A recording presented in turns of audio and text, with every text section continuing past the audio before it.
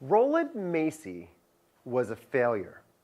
Now, I don't want you to disagree with me. He absolutely was a failure. He had a succession of failed stores for decades, losing umpteen dollars in the process.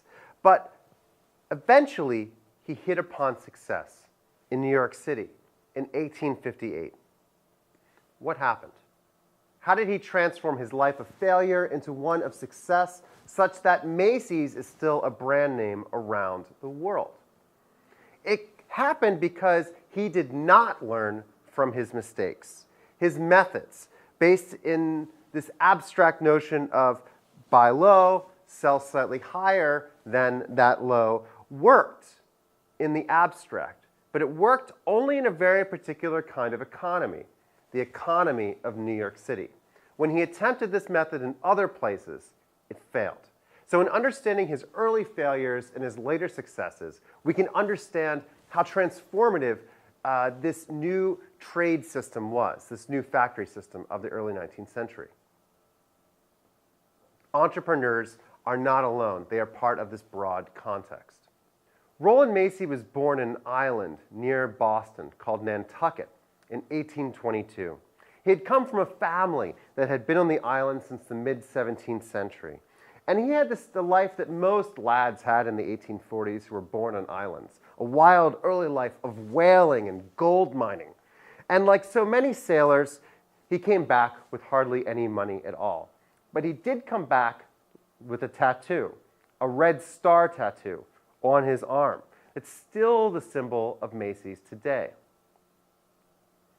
But he drew on his family money and connections to start a business of his own, not on the island, but on the mainland, in a small town called Haverhill. Now, this was his fourth time trying to start a store. He had a dogged faith in his own ability, perhaps a little too much faith, it would seem, if you were creditors for his first 3 stores. But it was the time when his business policies were nearly identical to the one that would later be his success in New York City. The Haverhill Cheap Store, that's what he called it, the Haverhill Cheap Store, was, quote, the original cheap store. And it sold prints and cottons and ginghams and muslins and cambric and lace, all different kinds of fabric. There were very few of a lot of different kinds of dry goods.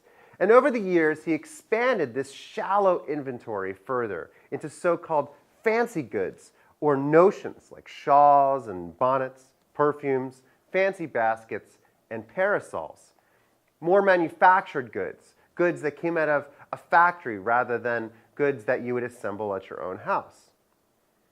More ready to use, ready to wear. His inventory was based, in his mind, on newness and auctions. He claimed that new goods would be received from Boston and New York every week. He explained that he would buy at auction on the docks and provide his customers with the cheapest possible prices. Macey had a policy of selling at fixed prices rather than haggling on every individual scale. And so his business was on the idea of volume, large volumes, standardized prices, everything that would be born out of this new trade system of the early 19th century. Something that would allow his customers to take advantage of all those efficiencies born of the market and of the factories. Quote, we are not to be undersold at any rate, Boston not accepted.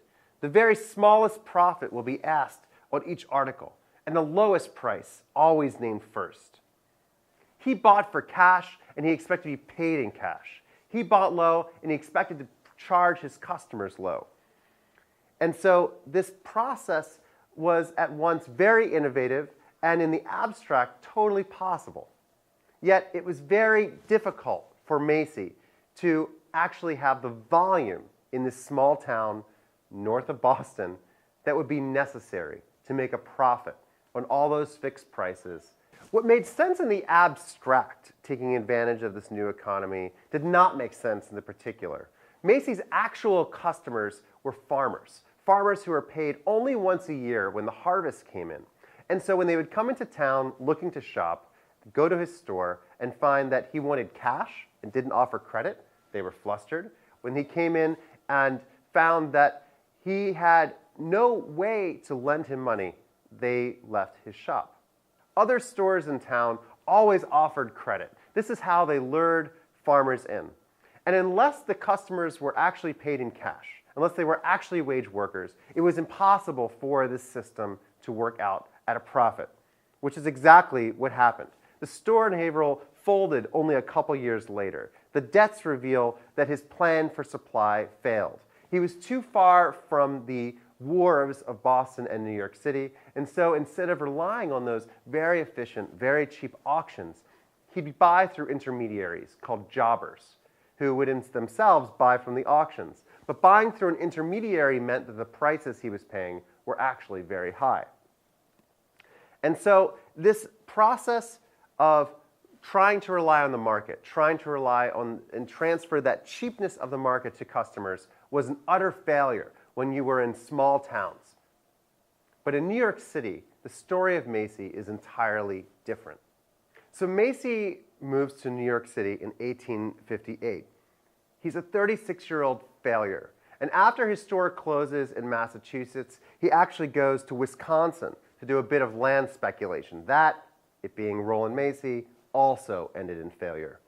Now, what was the same? What was different about his new shop that he opens in New York City? What's surprising is the similarity of business practices to his failed shop. He doesn't change hardly anything.